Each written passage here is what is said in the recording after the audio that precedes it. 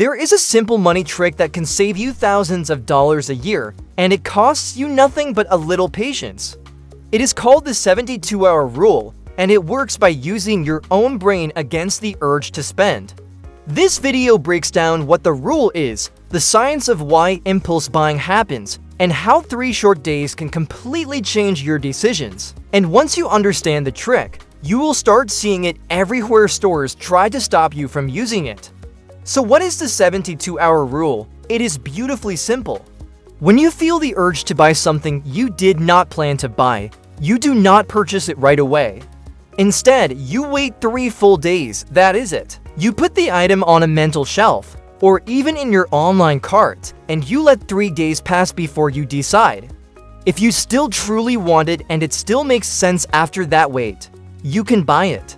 More often than not though, something surprising happens to that burning desire. What happens during those 3 days? The urge fades. To understand why, you have to look at what is going on in your brain when you want to buy something. In that hot moment of wanting, your brain releases a chemical tied to excitement and reward. It is the same rush that makes the idea of a purchase feel thrilling. That feeling is powerful, but here is the key. It is also temporary. The spike of excitement is built to fade, and when it does, the thing you absolutely had to have suddenly looks a lot less important. Why does that matter so much for your wallet? Because impulse buying runs on that short burst of feeling.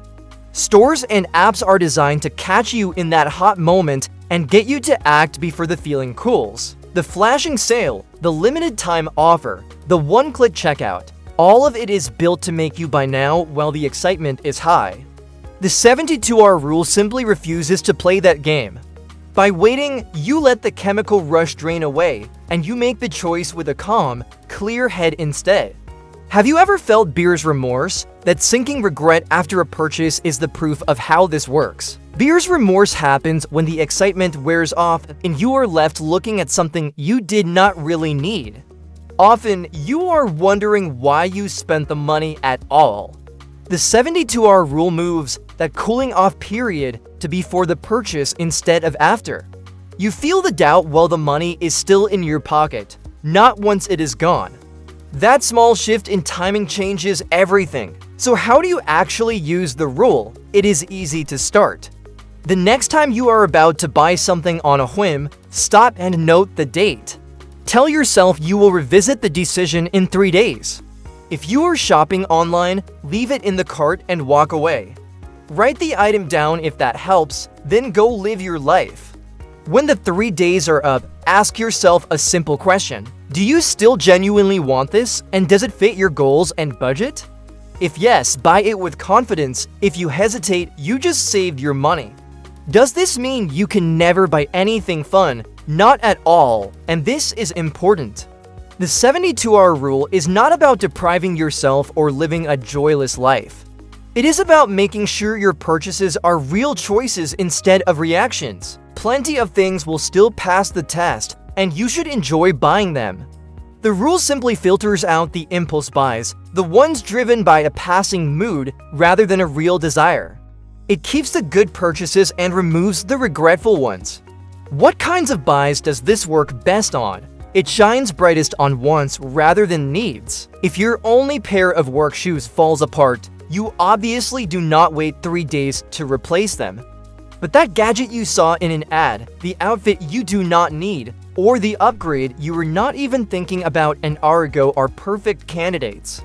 The bigger and less necessary the purchase, the more powerful the rule becomes. For large impulse buys, those 3 days can save you a serious amount of money.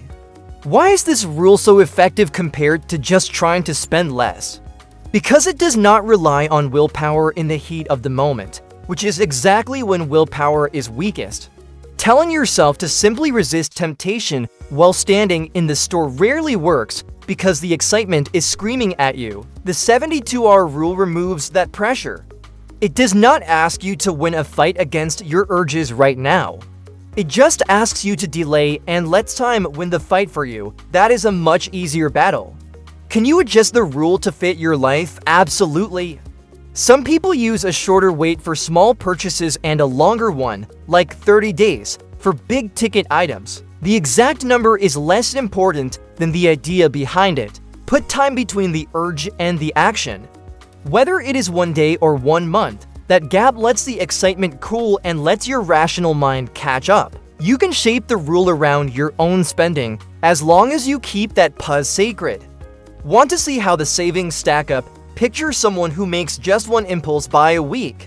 Maybe $40 or $50 on something they did not plan for that might feel harmless in the moment. But add it up across a full year and it climbs into the thousands. Now imagine the 72-hour rule kills even half of those buys, the ones that failed the 3-day test. The money saved is not pocket change. It could be a vacation or a real cushion for emergencies. Small leaks, once stopped, become serious savings. How can you make the rule even stronger? Pair it with a simple wish list. Instead of buying on impulse, write the item on a list along with the date you wanted it.